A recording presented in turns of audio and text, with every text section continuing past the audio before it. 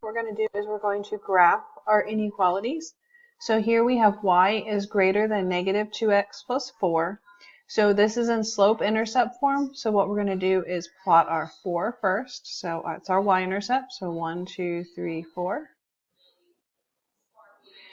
And then we're going to apply our slope. So our slope here, it's negative 2. But remember, we put that over 1. And that gives us our rise over run. So our rise is negative 2, so we're going to go down and over 1. And that gives us our second point on the line. Now this is y is greater than, so this is going to give us our dashed line. So remember, less than, greater than, that's going to give us our dashed line.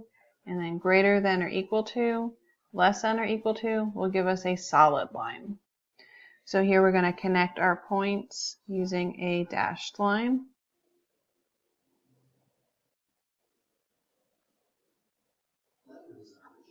I'm going to do a nice big line so that we can do our shading now. So y is greater than, so we're going to shade above our line.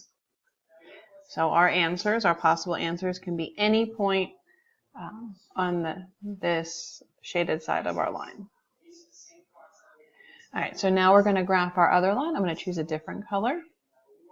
So we have y is less than or equal to negative 1/2 x minus 1. So we're going to go to negative 1 and plot our y-intercept.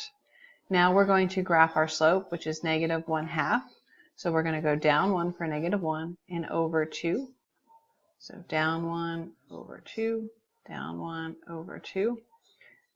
And so this is less than or equal to, so we're going to do a solid line.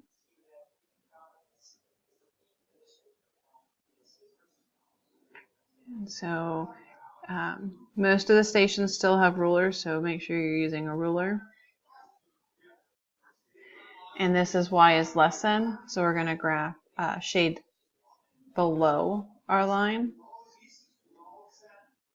So we're looking at our y-intercept and we're going below, less than our y-intercept.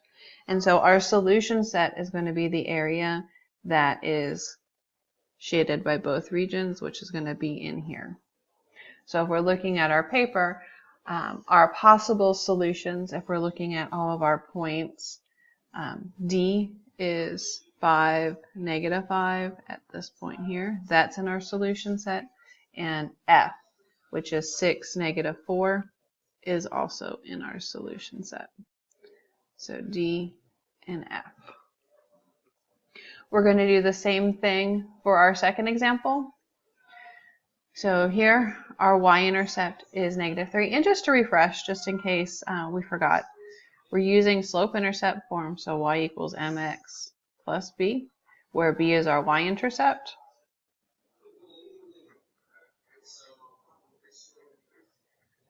And m is our slope. So negative 3 is our y-intercept, so we're going to graph that point. And our slope, the number in front of x is 1. So if there's not a number there, this is telling us that we have 1x. And to make it a fraction, it's 1 over 1. So we're going to go up 1 since it's positive, into the right one. And we can keep doing that to get lots of points on our line. And keep on going in the other direction, following the pattern.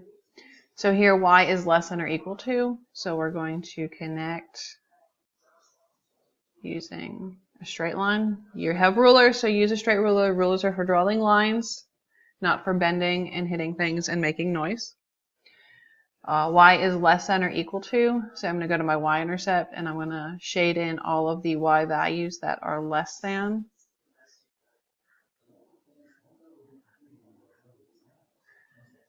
All right, so switching colors, let's use green. Y is less than or equal to negative 2/3 x plus 2. So this is my y-intercept. So on my y-axis, we're going to go up to 2 and plot that point. Here we have negative 2 over 3, so our rise is negative 2. Your sign always goes on the top. So negative 2, so down 2, over 3, 1, 2, 3. And that gives us our point. We can continue going down 2, and 1, 2, 3 over 3. Following our pattern, we can go up 2 and back 3. up 2, back 3. Now we can connect our points. It's greater than or equal to, so it's going to be a solid line. Connecting my dots, missed that last one, sorry. Y is greater than, so here's my y-intercept. I want to shade all of the y values that are greater, so I'm going to shade above my line. And our solution set is going to be the area that is shaded by all, so this region here. And if we're looking at our points, all of the points that would work, we have point A, which is at 6, -1 is in our solution set, so 6, -1. B is at 3, 0, that is on the point there, so that is in our solution set since we have solid lines. And J is at 5, 2, again, we are on the line, and since this is a solid line, that is also in our solution set. So our solutions are A, B, and J. All right, let's do one more together.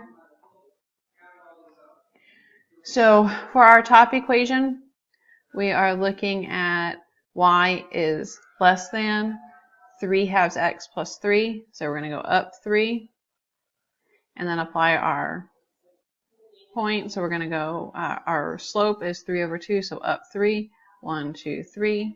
Over 2, 1, 2. And I need to connect my points, but I'm going to go down 3, back 2, down, just so I have enough points to connect. All right, this is telling us to use a dashed line. I like dashed lines because I can just really turn my points into dashes. All right, y is less than, so here's my y-intercept, and I want all of the y values that are less than my line, so I'm going to shade this underside. Shade big, so that you're getting all your area. All right, so now looking at this inequality, again, we have a y-intercept at 3, so I'm going to put a point there, and now I have a slope of 1/3. So I'm going to go up 1 and over 3, 1, 2, 3, up 1, 1, 2, 3, down 1, 1, 2, 3, down 1, 1, 2, 3, and then it's y is less than, so again I'm going to do those points there, and then y is less than, so shading the underside. So I'm now looking for the area that is pink and brown, so we're looking at this region here. This whole thing. All right, so looking at our possible points, we have A at 6, -1. B is at 3, 0. So that's in there. C is at 3, 4. Now this one is on, so on our line, and since this is a dashed line, it is not in the solution. So if we look at D, we're at 5, -5. That is part of our solution. So let's pause the video and finish looking at the rest of the points to see which ones are in there. And after about a minute, let's unpause the video, play it again, and check your answers.